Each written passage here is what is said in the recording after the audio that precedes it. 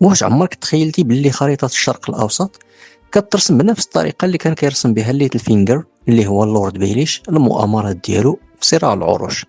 واش الفوضى فعلا حفرة اللي كيطيح فيها الضعفاء، ولا هي سلم كيطلعوا عليه الأذكياء؟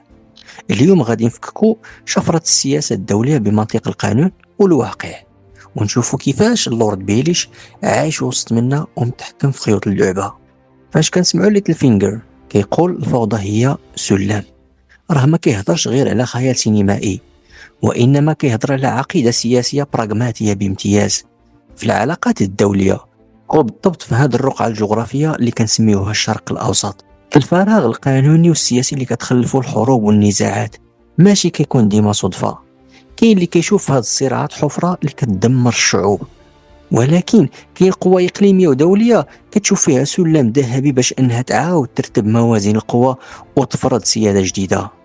شوفوا معايا شنو وقع في الربيع العربي ولا في الحروب الأهلية اللي باقا شاعلة. قانونيا الدول عندها سيادة، ولكن فاش كتغيب الدولة وكتولي الفوضى، هنا كيدخل منطق ليتل فينجر. هنا كيبان المبدأ الثاني، إضعاف الكبار بالصراعات الجانبية، كيف ما بيلي شعل العافية بين عائلات ستارك وعائلة لانستر باش يبقاو هما كياكلوا في بعضياتهم وهو كيطلع في المناصب.